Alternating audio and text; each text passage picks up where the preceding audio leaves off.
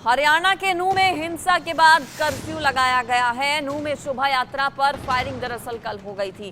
शोभा यात्रा शांतिपूर्वक तरीके से निकल रही थी, तो फिर आखिर कौन वो लोग थे जिन्होंने शोभा यात्रा को निशाना बनाया, शोभा यात्रा में मौजूद लोगों पर अटैक किया, पथराव हुआ, आगजनी जमकर हुई, तोड़फोड़ हुई, कई लोग घायल हो गए, 2 होमगार्ड्स की जान चली गई। सवाल कई सारे हैं। सवाल ये कि आखिर कौन है इस दंगा ब्रिगेड के पीछे? क्या जानबूझकर ये सब किया गया? एक बड़ी साजिश के तौर पर किया गया, क्योंकि न सिर्फ हिंसा की आग नूंह तक, बल्कि नूंह से आगे बढ़कर, मेवात से आगे बढ़कर हिंसा की आग पलवल, सोना, गुरुग्राम, फरीदाबाद तक आ पहुंची। पलवल में भी कुछ जगहों पर छिटपुट कल हिंसाएं देखने को मिली। नूंह में शोभा यात्रा निकाली जा रही थी और इसी शोभा यात्रा के दौरान अचानक से फायरिंग हो जाती है। किसी बात को लेकर पहले 2 समुदायों के बीच तनाव होता है, बहस होती है और फिर फायरिंग होती है, पथराव किया जाता है, कई गाड़ियों में तोड़फोड़ की गई, आगजनी की गई। हिंसा में कई लोगों के घायल होने की खबर है। कुछ लोगों का अस्पताल में इलाज चल रहा है। फिलहाल सिचुएशन पूरे तरीके से कंट्रोल में है। एहतियात के तौर पर मेवात, इसके अलावा गुरुग्राम, फरीदाबाद, पलवल, इन सभी जगहों पर इंटरनेट सेवा बंद की गई है। धारा 144 लागू है। इसके अलावा स्कूल कॉलेज भी बंद रखने के निर्देश प्रशासन की तरफ से दिए गए हैं। आज सुबह 11 बजे शांति बैठक भी एक बुलाई गई है। शांति बैठक में न सिर्फ अधिकारी बल्कि जो स्थानीय लोग हैं वो भी मौजूद रहेंगे। शांति बनाए रखने की अपील सरकार की तरफ से वहां पर की जा रही है। हरियाणा के 4 जिलों तक ये पूरी हिंसा फैल गई। नूंह जिले से लगने वाले बॉर्डर एरियाज को सील कर दिया गया है। हिंसा की जांच बारीकी से हो रही है, डीसी की तरफ से कहा गया। 3 दिन के लिए इंटरनेट सेवा बंद की गई है। फिलहाल सब कुछ कंट्रोल में है, सिचुएशन पूरे तरीके से अंडर कंट्रोल है। ऐसे में डरने घबराने की जरूरत नहीं है, सब कुछ सामान्य वहां पर हो गया है। लेकिन आखिर किसने हरियाणा को जलाने की कोशिश की, ये बड़ा सवाल है। कई शहरों में धारा 144 लागू है, स्कूल कॉलेज बंद रखे गए हैं, होमगार्ड्स की 2 जान चली गई। इसके अलावा एक स्थानीय की भी जान जाने की खबर है। 50 से ज्यादा गाड़ियों को आग के हवाले कर दिया गया। ये तो साफ है जिस तरह से हिंसा भड़की चुकी। अगर नूंह से दूरी की बात करें, सोहना की, गुरुग्राम के, पलवल, फरीदाबाद की तो अच्छी खासी दूरी है। ऐसा नहीं है कि 2-3 किलोमीटर की दूरी पर है। 15-16 किलोमीटर, 20-25 किलोमीटर की दूरी है। तो फिर क्या पूरी साजिश के तहत ये सब हुआ है, पूरी प्लानिंग के तहत हुआ है? कौन इस प्लॉटिंग के पीछे है, ये बड़ा सवाल है। ये पता लगाने में ना सिर्फ पुलिस, ना सिर्फ खुफिया तंत्र, एजेंसीज भी जुट गई हैं और ये पूरी कोशिश की जा रही है कि एक एक वो शख्स जिसने दंगा भड़काया, जिसने हिंसा की, उसे सख्त सजा मिले, उसके खिलाफ एक्शन हो। ये तस्वीरें आप देखिए, कैसे गाड़ियों में तोड़फोड़ की गई, लोगों ने कैसे हाथों में पत्थर उठा लिए, और युवा हैं ये युवा हैं जिनकी तरफ से पत्थरबाजी की गई। अब सीसीटीवी फुटेज के आधार पर, मोबाइल में जो बनाई गई वीडियोस हैं, उनको कब्जे में लेकर पुलिस एक एक दंगाई की पहचान करने में जुटी है। मेवात में भारी संख्या में पुलिस बलों की तैनाती है। सिचुएशन पूरी तरह से अभी काबू जो है वो पा लिया गया है। हिंसा प्रभावित जो इलाके हैं वहां पर फोर्सेस की तैनाती की गई है। गाड़ियों पर कल कैसे पथराव हुआ, कैसे आगजनी हुई, पब्लिक प्राइवेट प्रॉपर्टी को नुकसान पहुंचाने की कोशिश हुई दंगा ब्रिगेड की तरफ से, वो तस्वीरें आप देखिए। कुछ पुलिसकर्मी घायल हैं, कुछ स्थानीय लोग भी घायल हैं जिन्हें अस्पताल में भर्ती कराया गया, जहां पर इलाज उनका चल रहा है। देश की राजधानी दिल्ली से 1.5 घंटे की दूरी पर हरियाणा के नूंह का ये पूरा इलाका, मेवात का ये पूरा इलाका, जहां पर धार्मिक यात्रा पर पथराव हुआ। बताया जा रहा है कि एक मंदिर को घेर लिया गया कुछ लोगों की तरफ से, जहां पर सैकड़ों लोग थे। कई घंटे तक ये लोग वहां पर फंसे रहे। इसके बाद पुलिस ने पहुंचकर एक एक कर सभी को सुरक्षित बाहर निकाला। एक मंदिर को भी टारगेट किया गया, और न सिर्फ एक मंदिर, बल्कि बताया जा रहा है कि उस पूरे रास्ते में जितने भी मंदिर थे वहां पर भी तोड़फोड़ की गई, वहां पर भी तोड़फोड़ की कोशिश की गई। और अभी सिचुएशन पूरे तरीके से कंट्रोल में है। इंटरनेट सेवा 3 दिन के लिए सस्पेंड की गई है। धारा 144 लागू की गई है। सभी से शांति बनाए रखने की अपील की जा रही है। जो लोग फंसे हुए थे उन्हें सुरक्षित अपने घरों तक पहुंचा दिया गया है। स्थिति पूरे तरीके से अब कंट्रोल में है, लेकिन कड़ी और पैनी नजर प्रशासन की है। हरियाणा के मुख्यमंत्री, साथ ही साथ गृह मंत्री अनिल विज नजर बनाए हुए हैं। शांति बैठक भी आज सुबह 11 बजे बुलाई गई है। ज्यादा डिटेल्स इस पर ले लेते हैं। मेरे साथ देवेंद्र कौशिक जुड़ गए, हमारे संवाददाता। देवेंद्र, फरीदाबाद में सब कुछ ठीक है, सामान्य है क्या? कल फरीदाबाद में भी कुछ हिंसा की जो घटनाएं हैं वो देखने को मिली थी? बिल्कुल, देखिए नूह की घटना के बाद में फरीदाबाद में चूंकि प्रशासन अलर्ट पर था, क्योंकि कल से जिस तरह से वहां से तस्वीरें सामने निकल कर आ रही थी, तो ऐसे में धारा 144 फरीदाबाद में लगा दी गई है। और न केवल फरीदाबाद में बल्कि हरियाणा के 5 जिलों में धारा 144 लगा दी गई है। उनमें गुरुग्राम, रेवाड़ी, नूह और पलवल और फरीदाबाद पांचों जिले ऐसे हैं जहां धारा 144 लगाई गई है। और इस धारा 144 के तहत 4 या 4 से ज्यादा लोग एक साथ इकट्ठा नहीं हो सकते और कोई भी हथियार लेकर अब साथ नहीं चल सकते। इसके साथ साथ में एहतियाती तौर पर स्कूल और कॉलेज और कोचिंग सेंटर को भी आज के लिए बंद करने का आदेश दे दिया गया है। इंटरनेट चूंकि 2 अगस्त तक पहले ही बंद करने के आदेश जारी कर दिए गए थे। अब जो तमाम जो सुरक्षा एजेंसी हैं वो अब शांति बनाए रखने के लिए पूरी तरह से अलर्ट मोड पर दिखाई दे रही है। न केवल सुरक्षा एजेंसी बल्कि जितने भी राजनीतिक दल हैं, चाहे बीजेपी की बात करें, कांग्रेस की, तमाम बड़े नेताओं की तरफ से शांति की अपील की गई है। और ऐसे में जो पीस कमेटी बनाई गई है थाने वाइज, वहां भी उनको पीस कमेटी को कल ही अपील की गई थी कि वो लोगों के बीच में जाएं और लोगों से शांति बनाए रखने की अपील करें। क्योंकि नूह की घटना के बाद में सेंसिटिव मोड पर कहीं ना कहीं जिस तरह से, चाहे फरीदाबाद की बात करें, सोना से कल तस्वीर निकल कर आई, पलवल में भी हंगामे की खबरें सामने आई, तो इसको देखते हुए अलर्ट पर रखा गया है। इसके साथ साथ में जो केंद्रीय एजेंसियों को भी अब वहां भेजा गया है। इसके साथ अगर बात करें कल की नूह की घटना की, तो उसमें सुनियोजित तरीके से दंगा या घटना को अंजाम देने की बात सामने आ रही है। और ऐसे में सवाल एजेंसी पर या पुलिस प्रशासन पर भी लगाए जा रहे हैं कि क्यों आखिर पहले से ही जब परमिशन ली गई थी धार्मिक बिल्कुल देवेंद्र, देखिए ये तो साफ है, ये तो साफ है, चूंकि ये शोभा यात्रा हर साल निकलती है, लेकिन ये साफ है कि इस बार पूरी प्लानिंग और प्लॉटिंग पहले से की गई थी। कैसे वहां पर पहले से लोग मौजूद थे, बंदूकें उनके हाथ में थी, पत्थर लेकर लोग पहुंचे हुए थे, पूरी प्लानिंग थी और अच्छी खासी संख्या थी लोगों की। बताया जा रहा कि कई मंदिरों पर भी अटैक किया गया, मंदिर में कई सैकड़ों की संख्या में जो लोग थे वो फंस गए थे। तो ऐसे में ये तो साफ है कि पहले से सब प्लान था। ऐसे में क्या एलआईयू का ये फेलियर रहा कि इस बारे में जानकारी नहीं मिल पाई पहले से? बिल्कुल, देखिए विश्व हिंदू परिषद के जो कार्यकारी अध्यक्ष हैं आलोक कुमार, उनकी तरफ से भी बड़ा आरोप केंद्र एजेंसियों पर लगाया गया है, पुलिस पर लगाया गया है। और ऐसे में जो सीआईडी और आईबी की जो रिपोर्ट थी उस पर सवाल उठाए गए हैं कि आखिर जब पहले ही यात्रा की परमिशन ले ली गई थी, और जिस तरह आप भी जिक्र कर रहे हैं कि हर साल इसी तरह से ये यात्रा निकाली जाती है और पहले से ही सोशल मीडिया पर एक दूसरे पर वार आरोप प्रत्यारोप किए जा रहे थे। और इसी को लेकर कहीं ना कहीं जिस तरह से अब फेलियर इसको कहा जाएगा कि केंद्रीय एजेंसी हो चाहे स्टेट की एजेंसी हो, उनकी तरफ से पहले ही इस बात को लेकर तैयारी क्यों नहीं की गई थी। बताया जा रहा है 3000 धार्मिक यात्रा में लोग शामिल हुए थे और ऐसे में पुलिस की जो वहां नफरी तैनात की गई थी वो बेहद कम थी। और इसी वजह से और बेहद कम होने के चलते जिस तरह जब घटना को अंजाम दिया गया, पत्थरबाजी हुई, गोलीबारी हुई, तो उसमें से भी कुछ पुलिसकर्मी वहां से भाग गए थे। तो इसीलिए ये बवाल जो हुआ वो बढ़ता चला गया। लेकिन शाम होते होते 5 बजे के करीब फरीदाबाद, गुरुग्राम और पलवल से वहां पुलिस को भेजा गया, तैनात किया गया और उसके बाद में स्थिति सामान्य हुई। अभी भी स्थिति सामान्य बनाए रखने के लिए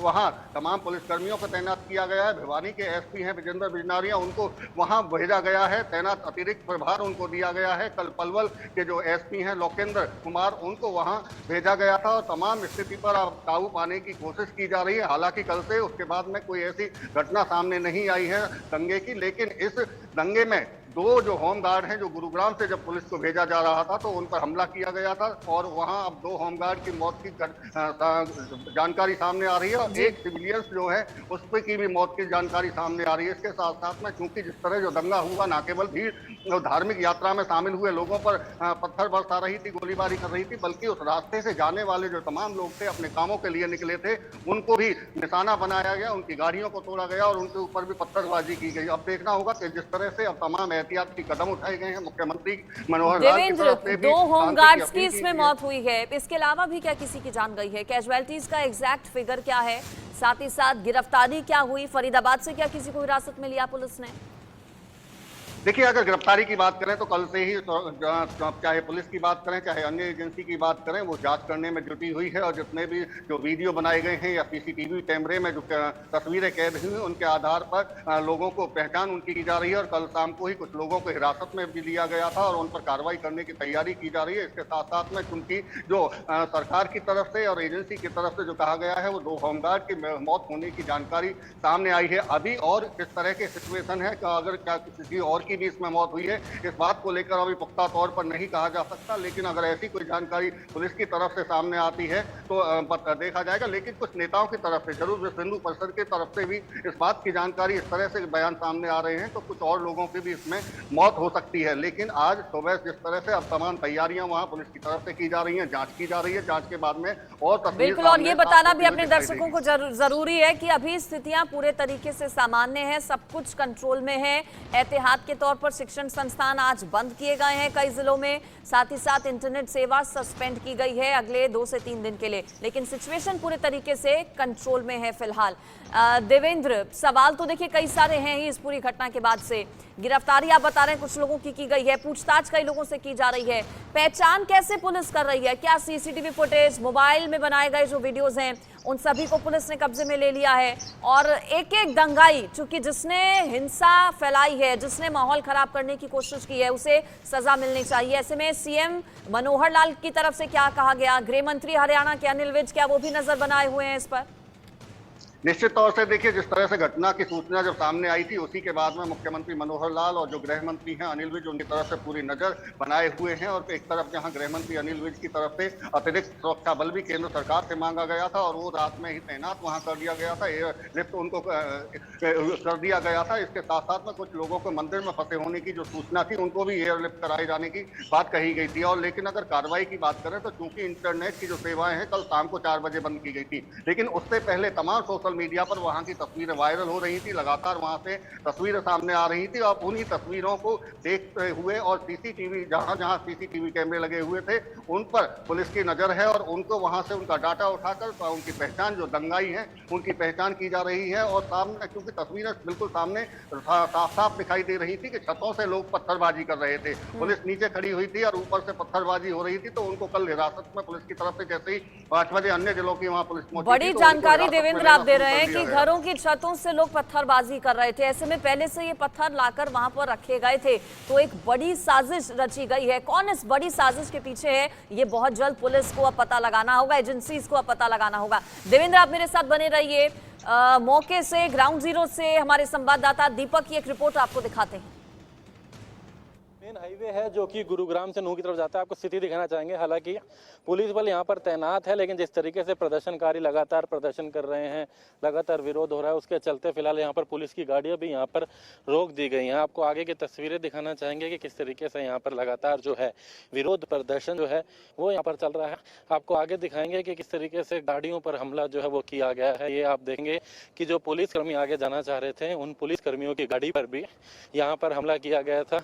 ये आपको तस्वीरें दिखा रहे हैं, पुलिस की जो गाड़ियां हैं, आर्टिका है गाड़ियां हैं, उन्हें भी यहाँ पर किस तरीके से प्रदर्शनकारियों ने यहाँ पर तोड़ा है। सीधी तस्वीरें हम आपको दिखा रहे हैं कि किस तरीके से क्या गाड़ी के यहाँ पर हालात किए गए हैं। यहाँ पर हालांकि प्रशासनिक जो अधिकारी हैं वो भी मौके पर हैं। ये पुलिस के वाहन आपको दिखाना चाहेंगे किस तरीके से पुलिसकर्मियों के साथ भी यहाँ पर मारपीट की गई है, उनकी गाड़ियों को यहाँ पर तोड़ा गया है। पुलिसकर्मियों के ऊपर ये हमला हुआ था। ये पुलिस की आर्टिका यहाँ पर दिखाना चाहेंगे, आर्टिका गाड़ी है ये, आप देखेंगे आप हालात किस तरीके के यहाँ पर हैं। आपको दिखाना चाहेंगे कि किस तरीके के हालात हैं यहाँ पर गाड़ियों के। ये मानेसर की, गुड़गांव से क्योंकि पुलिस भी बुलाई गई थी गुरुग्राम से, तो ये मानेसर की पुलिस की गाड़ी है। ये पुलिस स्टेशन खिड़की दोला की ये गाड़ी है। ये आपको तस्वीरें दिखा रहे हैं हम किस तरीके की हालात हैं। यहाँ पर आप देखेंगे पुलिसकर्मियों के हेलमेट की क्या हालत की गई है, किस तरीके से यहाँ पर गाड़ियों को कुचला गया था। यहाँ अगर बात करें तो आपको तस्वीरें हम जिस तरीके से दिखा रहे हैं, यहाँ अगर बात करें आपको दूसरी तस्वीरें आपको गाड़ी के अंदर दिखाना चाहेंगे। ये आप देखिए खून की किस तरीके की स्थिति है, क्या यहाँ पर हालत हुई है गाड़ी की। ये तस्वीरें सीधी हैं, पानी की बोतल है ये पूरी खून से लगा हुआ। किस तरीके से पुलिस कर्मियों के साथ भी यहाँ पर मारपीट की गई, उनके ऊपर भी इस तरीके से यहाँ पर हमला जो है यहाँ पर किया गया था। बाकायदा किस तरीके से यहाँ पर पुलिस की गाड़ियों के ऊपर हमला किया गया ताकि पुलिस आगे ना बढ़ सके। ये आप पुलिस की गाड़ी देखेंगे, यहाँ पर बाकायदा इस तरीके के हालात जो है पुलिस की गाड़ियों के साथ तोड़फोड़ है। आप दिखाएंगे पुलिस की गाड़ी की तस्वीरें, किस तरीके से यहाँ पर उग्र विरोध प्रदर्शन जो है वो यहाँ पर हुआ है। इस गाड़ी में भी आप देखेंगे तो ये जो एयर बैग है उनके ऊपर आपको खून नजर आएगा। है यहाँ पर जो है इस तरीके से पुलिस के ऊपर भी बाकायदा पथराव किया गया, पुलिस को रोकने का आगे नहीं जाने दिया जा रहा है। लगातार ये विरोध प्रदर्शन जो है वो उग्र होता जा रहा है। सड़कों पर आपको इसी तरीके की नजर आएगी, जैसे जैसे ये पुलिसकर्मी अगर आगे बढ़ते हैं तो इनके ऊपर भी इसी तरीके से हमले करके इनको आगे बढ़ने से रोका जा रहा है ताकि पुलिस मौके पर ना पहुंच सके। ये नुहू में सचिवालय से महज 500 मीटर दूर की ये तस्वीर है जहां पर बाकायदा सभी को यहाँ पर रोका गया है। आपको दूसरी तस्वीरें दिखाएंगे किस तरीके से वहां पर बाकायदा अभी भी पुलिस की तरफ से अगर बात करें यहाँ पर कुछ ही दूरी पे दंगे जो हो रहे हैं, विरोध प्रदर्शन हो रहा है, गोलियां यहाँ पर चल रही हैं। अगर बात करें तो आंसू गैस के गोले भी छोड़े जा रहे हैं। ये विरोध प्रदर्शन जो है ये नुहू के अंदर की तस्वीरें हैं।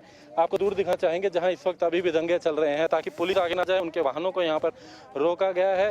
ये तस्वीरें, सीधी तस्वीरें अगर बात करें तो नुहू से आपको दिखा रहे हैं कि किस तरीके से ये विरोध प्रदर्शन, ये तस्वीरें, ये हालात जो हैं ताकि पुलिस की गाड़ी आगे ना बढ़ सके, पुलिस फोर्स आगे ना जा सके, ये परिस्थितियां यहाँ पर की जा रही हैं। लगातार ये विरोध प्रदर्शन लगातार उग्र हो रहा है। हालांकि पुलिस बल और भी अन्य जिलों से बुलाया गया है। ये अपील की जा रही है कि इस विरोध प्रदर्शन को शांत किया जाए, रोका जाए। तो निशाने पर शोभा यात्रा आखिर कैसे आई? ऐसा क्या हुआ कि अचानक से हिंसा भड़क गई? शांतिपूर्वक तरीके से शोभा यात्रा निकाली जा रही थी, वो शोभा यात्रा जो कि हर साल इस इलाके से निकलती है और जिसके लिए बाकायदा पहले से ही परमिशन ली गई थी। तो फिर आखिर ऐसा क्या हुआ? इससे पहले दीपक की रिपोर्ट आपने देखी, मेरे साथ देवेंद्र कौशिक भी लगातार बने हैं हमारे संवाददाता। देवेंद्र, दर्शकों की जानकारी के लिए एक बार बताइए फिर से कि आखिर अचानक ऐसा क्या हुआ? शोभा यात्रा हर साल निकलती है, इजाजत बाकायदा ली गई थी, बड़ी संख्या में लोग मौजूद थे। आप कह रहे हैं घरों पर पहले से पत्थर लोगों ने रखे हुए थे, कुछ लोगों ने जिन्होंने हिंसा भड़काई। आखिर ऐसा हुआ क्या था? क्या पहले से किसी बात को लेकर गुस्सा था, कोई विवाद चल रहा था जिसका बदला लेने की ये कोशिश, या फिर साजिश के तहत सिर्फ शोभा यात्रा पर ही अटैक करना मकसद था?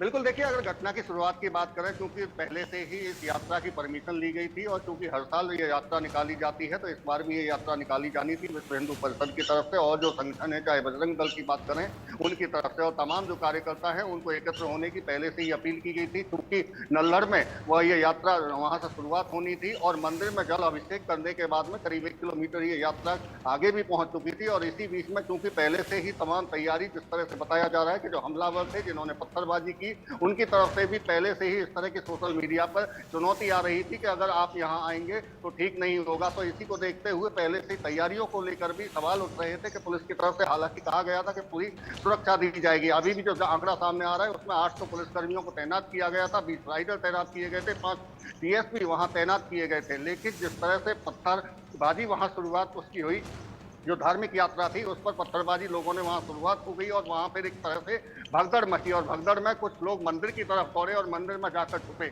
इसी बीच में जो हमलावर थे, जो दंगाई थे, जो पत्थरबाजी कर रहे थे, उन्होंने चारों तरफ घेर कर, क्योंकि सोशल मीडिया पर, इंटरनेट पर बार बार कॉल की जा रही थी कि हमला हुआ है और हमले की तस्वीरें दिखाते हुए तमाम लोग इकट्ठे होते चले गए। और इकट्ठा होने के बाद में जगह जगह नाकेबल उस यात्रा पर, बल्कि जो अन्य सड़कें थी वहां भी खूब हंगामा, बवाल काटा।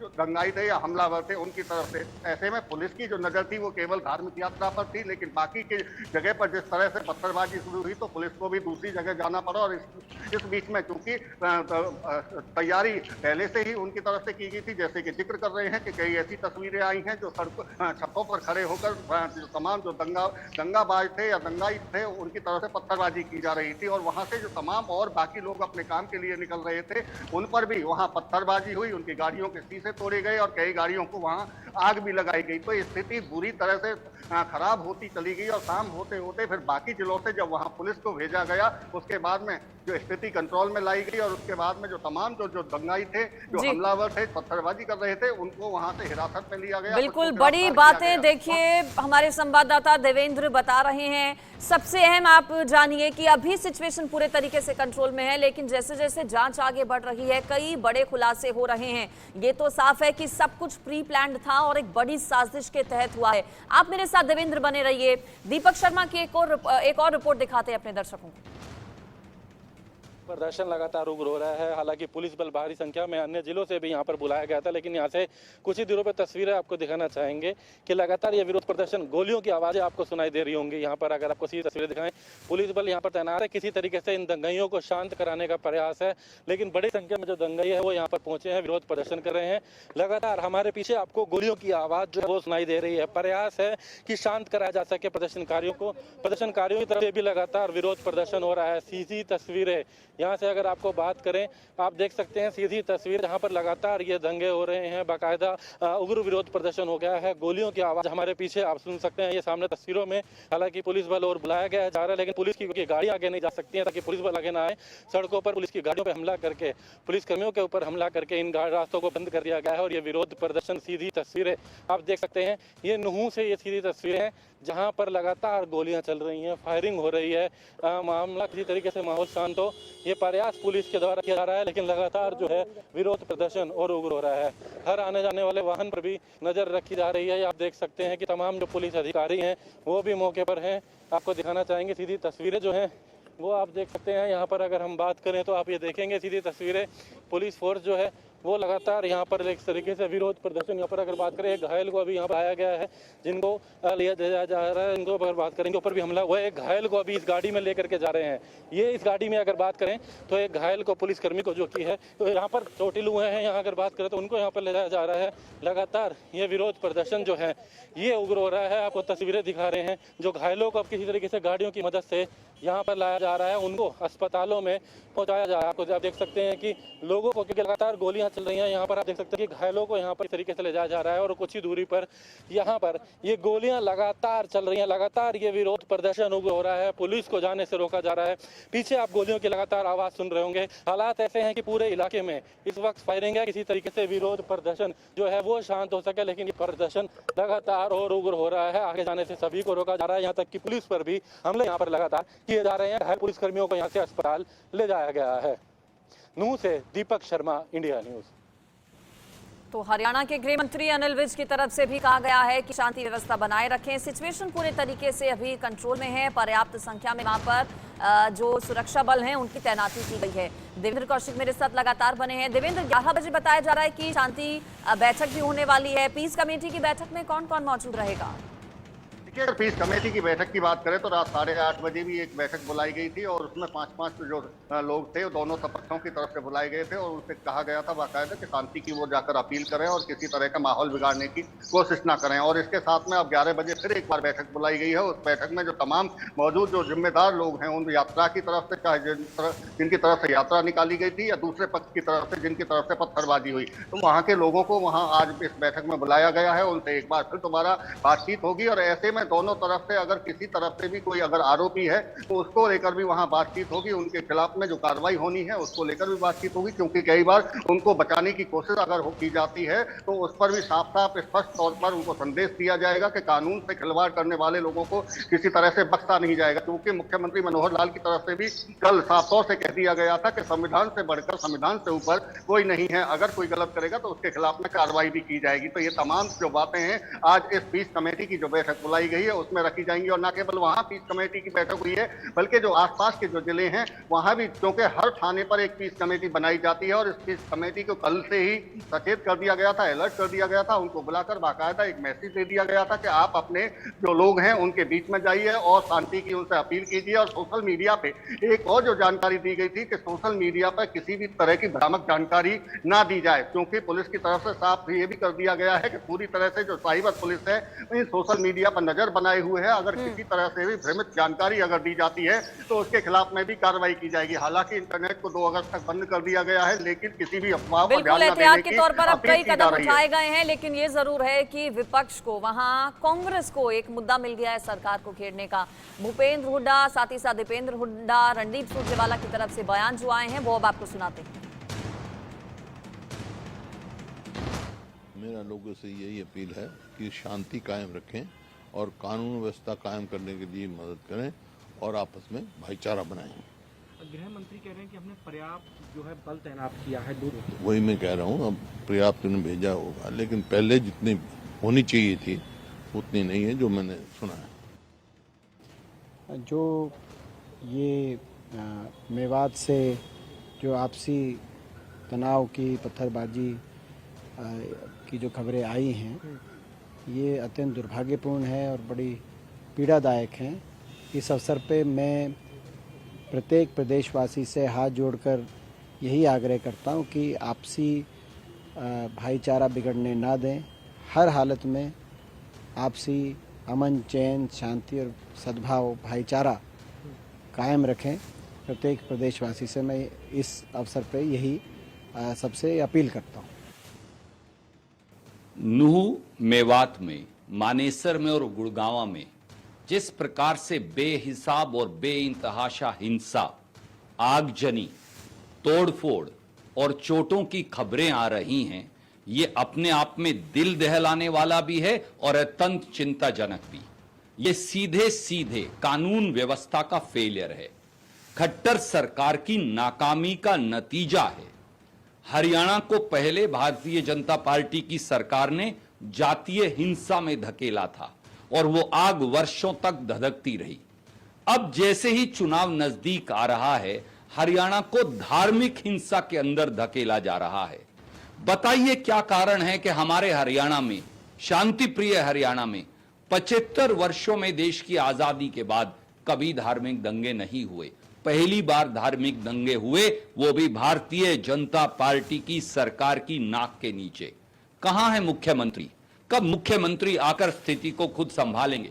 इस बड़ी खबर पर लगातार इंडिया न्यूज बना है और हर अपडेट आप तक पहुंचाएंगे। सबसे पहले फिलहाल एक बहुत छोटा सा ब्रेक के बाद आप सभी का स्वागत है। हरियाणा के नूह में हिंसा के बाद कर्फ्यू लागू किया गया है। बड़ी खबर आपको बता रहे हैं। नूह में शोभा यात्रा पर फायरिंग हुई, पथराव हुआ, जिसके बाद तनाव के माहौल को देखते हुए कर्फ्यू लगाया गया है नूह में। नूह हिंसा में 2 होमगार्ड्स की मौत की खबर है। कई लोग घायल हुए जिन्हें अस्पताल में इलाज के लिए भर्ती कराया गया। 3 दिनों के लिए इंटरनेट सेवा बंद है। आज सुबह 11 बजे शांति बैठक भी बुलाई गई है। इससे पहले भी कल पीस कमेटी की बैठक हुई थी। रात 8 बजे ये मीटिंग हुई थी और आज एक बार फिर से सुबह 11 बजे शांति बैठक बुलाई गई है। पीस कमेटी की बैठक में अधिकारी तो मौजूद रहेंगे ही, साथ ही साथ आम लोग जो हैं, जो स्थानीय लोग हैं अलग अलग समुदायों के, उन्हें भी बुलाया गया है। आपस में बैठकर बातचीत होगी। इस बैठक में शांति व्यवस्था बनाए रखने की अपील होगी।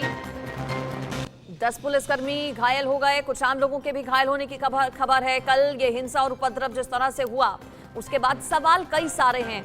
देखिए, सोशल मीडिया पर कड़ी और पैनी नजर अब रखी जा रही है। कुछ जिलों में, हालांकि जो मेवात से लगते जिले हैं, वहां पर इंटरनेट सर्विस सस्पेंड की गई है अगले आदेश तक के लिए। मेरे साथ नूह से सीधा हमारे संवाददाता आप जुड़ गए हैं, उनका रुख करूंगी। सोनू वर्मा मेरे साथ वहां से है। सोनू, सबसे पहले अपडेट दीजिए। फिलहाल सिचुएशन पूरी तरीके से कंट्रोल में, चूंकि केंद्र की तरफ से भी कई कंपनीज भेजी गई हैं। फिलहाल माहौल क्या है वहां पर? जी बिल्कुल अंजलि जी, जिस तरह से जो कल की जो घटना घटी थी, इसको लेकर अभी फिलहाल शांति है जिले के अंदर, क्योंकि कर्फ्यू का आदेश डीसी साहब ने दे दिया गया था। वहीं 11 बजे दोनों प्रमुखों को यहाँ पर बुलाया जा रहा है, उनसे मीटिंग ली जाएगी और बताया जा रहा है कि उन दोनों को बैठकर मीटिंग को समझौता जो भी फैसला जाएगा उसके बारे में चर्चा चली जाएगी। जो कल के लिए हिंसा हुई थी उसके बारे में चर्चा की जाएगी। तो डीसी ने अभी मैसेज डाला है कि इसमें 11 बजे सभी दोनों धर्मों के 2 धर्मगुरुओं को बुलाया गया है और उनके साथ मीटिंग की जाएगी। फिलहाल जो देखा जाए कि नूह जिले की अगर बात करें, नूह में अभी फिलहाल शांति का माहौल बना हुआ है। बिल्कुल, तो देखिए नूह में अभी शांति है। कर्फ्यू लागू किया गया है, धारा 144 लागू है। स्कूल कॉलेज आसपास के सभी जिलों में भी बंद हैं और सिचुएशन अभी पूरे तरीके से कंट्रोल में है। कई कंपनीज केंद्र की तरफ से नूह में भेजी गई हैं। गिरफ्तारी को लेकर भी सोनू अपडेट दीजिए। क्या गिरफ्तारी कुछ लोगों की है पुलिस ने? क्या पूछताछ हुई है? चूंकि इससे पहले देवेंद्र हमारे साथ जुड़े थे, वो बता रहे थे कि बड़ी साजिश के तहत ये सब हुआ है। क्या घरों के ऊपर भी लोगों ने पहले से पत्थर छिपा कर रखे हुए थे? क्या पूरी प्लानिंग के तहत शोभा यात्रा पर ये अटैक हुआ?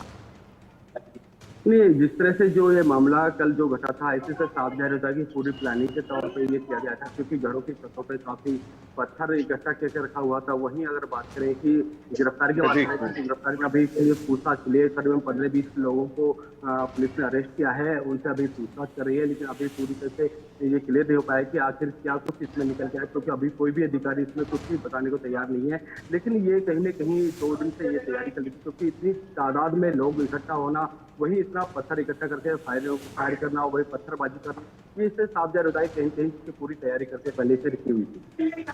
बिल्कुल, देखिए कई कंपनीज भेजी गई हैं। बताया गया सोनू कल की ना सिर्फ शोभा यात्रा पर पथराव हुआ, आगजनी हुई, तोड़फोड़ हुई। सोनू, क्या कुछ अपडेट है आपके पास? जी बिल्कुल, कल जो जिस तरह से यात्रा निकाली गई थी काफी मतलब व्हीकल की अगर बात करें काफी व्हीकलों को आग के हवाला कर दिया गया था, क्योंकि काफी करीबन बताया जा रहा है कि 300 के समथिंग गाड़ियों को आग के हवाले किया गया था। वहीं हीरो होंडा की एजेंसी ने भी उसमें भी लूटपाट की गई, वहाँ पे भी करीबन 300 मोटरसाइकिलों को वहाँ से निकाला गया था। कुछ मोटरसाइकिलों को आग के हवाले कर दिया था, कुछ लोगों को मोटरसाइकिलों को अपने घर लेके चले गए थे।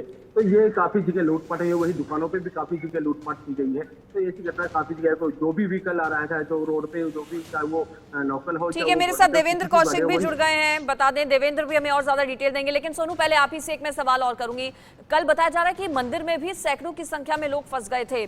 क्या मंदिर पर भी हमला किया गया? क्या मंदिर में भी तोड़फोड़ की गई? जी बिल्कुल, जिस तरह से जो लल्लड़ का मंदिर था उसमें करीबन, क्योंकि रात के समय करीबन 4,500 लोगों को वहाँ से निकाला, रेस्क्यू किया गया था। वहीं लल्लड़ मंदिर से जब रात से जाते हैं तो वहाँ पर एक शनिदेव मंदिर पड़ता है, उसमें भी उसमें तोड़फोड़ की गई है। वहीं अभी खबर आ रही थी जो वहाँ से भी सिंगार गाँव के मंदिर में भी वहाँ पे भी तोड़फोड़ की गई है। तो काफी जगह मंदिरों में भी तोड़फोड़ की गई है, लोगों ने उसमें मूर्तियों को तोड़ा गया है। तो इसके बाद फिर पुलिस जैसे अब फोर्स पहुंची तो तब जाके इस मामलों को शांत हो पाया है। लेकिन 4,500 लोगों का रेस्क्यू किया गया था लल्लड़ मंदिर से वहाँ से शांत। ठीक है, देवेंद्र का मैं रुक करती हूँ। देवेंद्र, चूंकि कई कंपनीज केंद्र की तरफ से भेजी गई हैं, जिसमें आईटीबीपी है, रैपिड एक्शन फोर्स है, सीआरपीएफ के जवान हैं, क्या सिर्फ नूह में इनकी तैनाती रहेगी या फिर नूह से लगते जो जिले हैं जहां तक ये हिंसा की आग फैली है वहां पर भी तैनात किए जाएंगे?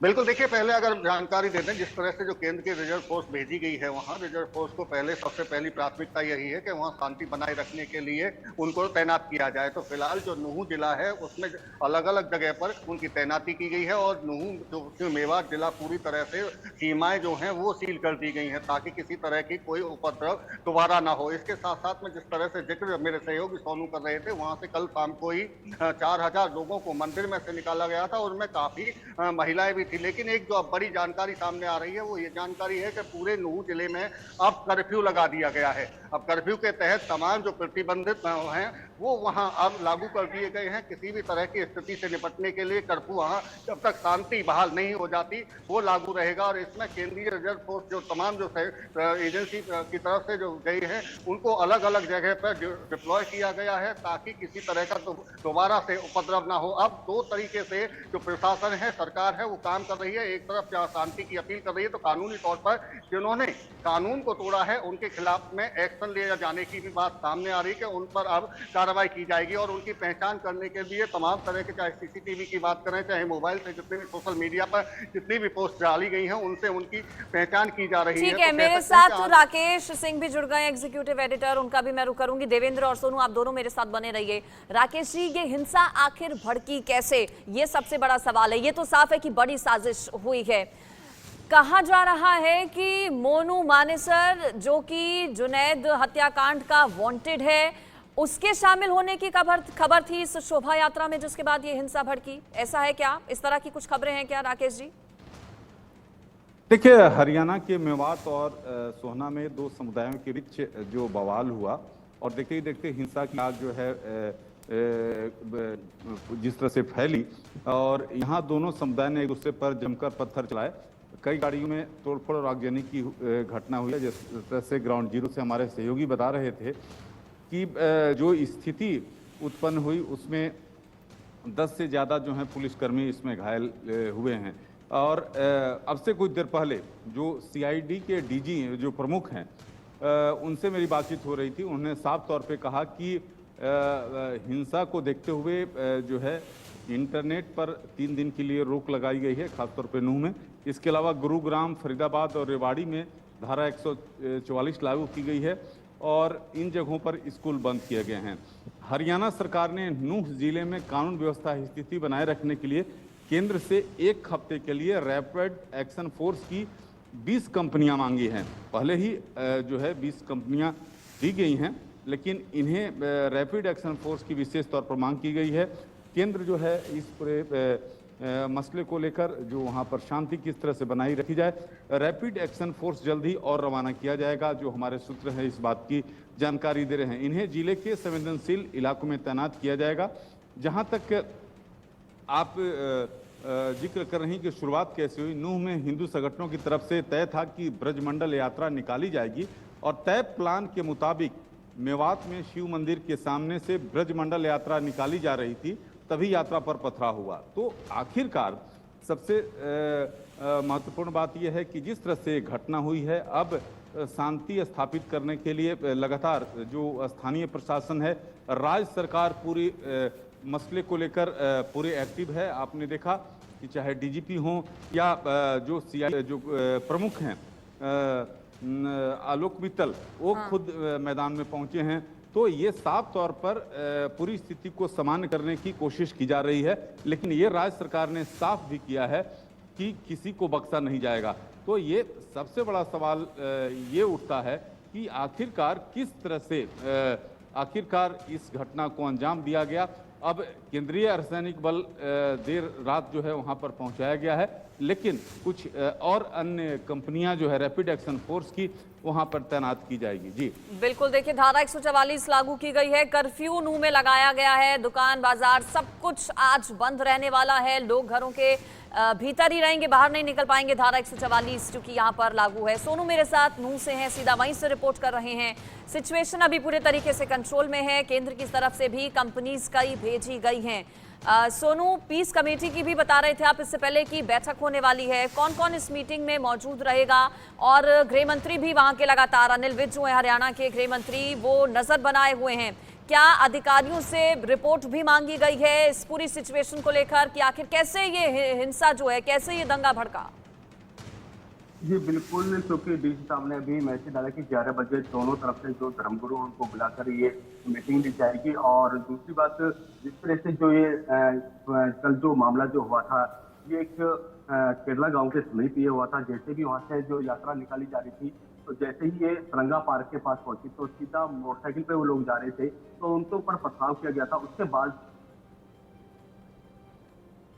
जी बिल्कुल, देखिए पथराव किया गया था। शोभा यात्रा यहाँ शांतिपूर्वक तरीके से निकल रही थी, सब कुछ सामान्य था, पहले से ही इजाजत ली गई थी शोभा यात्रा को लेकर, लेकिन बावजूद इसके कैसे ये हिंसा भड़क गई? कौन थे वो लोग जिन्होंने माहौल खराब करने की कोशिश की? Rakesh ji, law and order को लेकर सवाल उठ गया है कि आखिर कैसे कानून व्यवस्था वहां की चरमरा गई? इस यात्रा को लेकर पहले से इजाजत ली गई थी, बाकायदा बड़ी संख्या में जो पुलिसकर्मी हैं उनकी तैनाती थी, तो क्या पुलिसकर्मियों की जितनी संख्या में तैनाती थी वो नाकाफी रही जिस वजह से ये दंगा भड़क गया, या फिर पहले से एक बड़ी साजिश रची गई थी?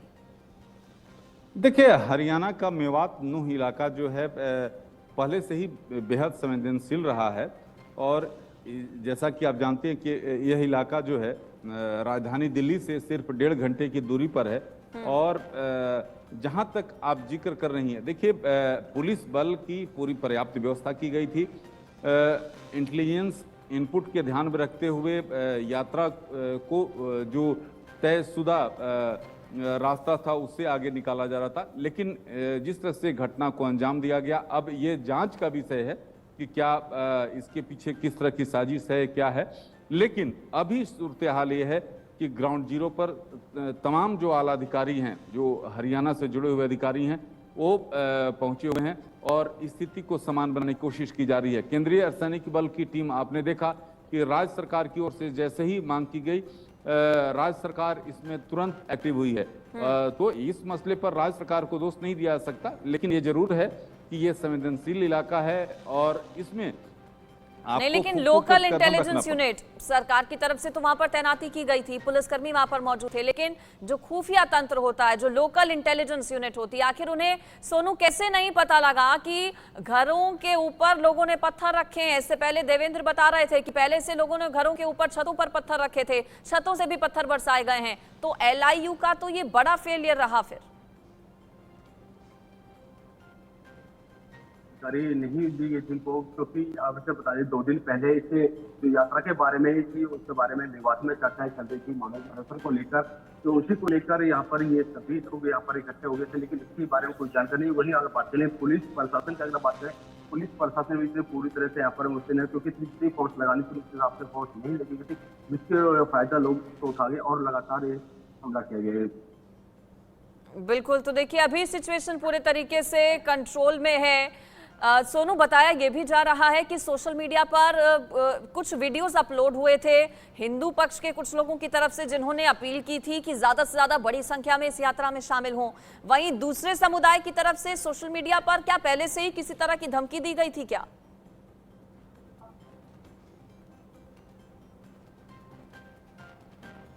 सोनू, आप सुन पा रहे हैं मुझे? चलिए, सोनू तक शायद आवाज नहीं पहुंची। राकेश जी, कुछ कहना चाह रहे हैं आप? देखिए, जहां तक सोशल मीडिया का सवाल है, सोशल मीडिया को लेकर अब से कुछ देर पहले जो हरियाणा के जो आला अधिकारी है उनसे मेरी बातचीत हुई। उन्होंने कहा कि खास तौर पर नजर रखी जा रही है सोशल मीडिया को लेकर, लेकिन जो इंडिया न्यूज का सबसे पहली प्राथमिकता यही है कि जो ग्राउंड जीरो यानी नूह में शांति और व्यवस्था जो है बहाल की जाए। आपने देखा कि हरियाणा के मुख्यमंत्री मनोहर लाल खट्टर ने भी जो है उन्होंने साफ तौर पे कहा कि घटना के लिए जिम्मेदार लोगों के खिलाफ कड़ी कार्रवाई की जाएगी। और आज उन्होंने कहा कि घटना दुर्भाग्यपूर्ण है। मैं सभी लोगों से राज्य में शांति बनाए रखने के लिए अपील करता हूं। दोषियों को किसी भी कीमत पर बख्शा नहीं जाएगा, उनके खिलाफ सख्त कार्रवाई की जाएगी। वही बात जिस तरह से मैं अंजलि बात कर रहा हूं कि इंडिया न्यूज का भी यही अपील है कि सभी लोग शांति बनाए रखें, क्योंकि जिस तरह की घटना, क्योंकि दोनों समुदाय के लिए शांति जरूरी है। और इंडिया न्यूज भी लोगों से अपील करेगा कि आप शांति बनाए रखें। किसी तरह से जो है जो भ्रम फैलाया जा रहा है उस पर ध्यान न दें। सोशल मीडिया पर विशेष तौर पर जो टीम है, इंटेलिजेंस की टीम है, वो खास तौर पर नजर रखी जा रही है हरियाणा में। अगर कोई भी अपलोड करता है तो उसके खिलाफ सख्त कार्रवाई होगी। ये साफ तौर पर हरियाणा के जो टॉप अधिकारी हैं उनसे कुछ देर पहले मेरी बातचीत हुई है। उन्होंने बाकायदा उन्होंने कहा है कि इस पर कड़ी नजर रखी जा रही है। बिल्कुल, लेकिन ये भी जरूर है कि विपक्ष को एक मुद्दा मिल गया सरकार को घेरने। इससे पहले हमने भूपेंद्र हुड्डा, दीपेंद्र हुड्डा को सुना, रणदीप सुरजेवाला की तरफ से भी सरकार को कटघरे में खड़ा इसके लिए राकेश जी किया जा रहा है। देखिए, जहां तक अंजलि राजनीति करने का सवाल है, विपक्ष सवाल जरूर खड़ा करेगा, लेकिन आपने देखा कि जो स्थिति थी, सुरक्षा बल जो है वहां पर थे, लेकिन ये जिस तरह से हमला हुआ, जिस तरह से हुआ, घटना को अंजाम दिया गया, वो जांच का विषय है कि आखिरकार कौन से लोग थे, किस तरह के उनकी मंशा थी। तमाम चीजें ये जांच में जो है स्पष्ट होगा। लेकिन बिल्कुल, जांच और तेजी के साथ आगे बढ़ रही है। बताया जा रहा है कि कई लोगों को हिरासत में लिया गया है, पूछताछ जिनसे की जा रही है, कुछ लोगों की गिरफ्तारी भी हुई है। लेकिन अच्छी बात यह है कि अभी सिचुएशन पूरे तरीके से कंट्रोल में है, सामान्य है। खुद हरियाणा के मुख्यमंत्री मनोहर लाल और गृह मंत्री अनिल विज नजर बनाए हुए हैं। राकेश जी, आपका बहुत शुक्रिया। सोनू, आपका भी शुक्रिया इस पर जानकारी देने के लिए। तो इस बड़ी खबर से जुड़ा हर अपडेट सबसे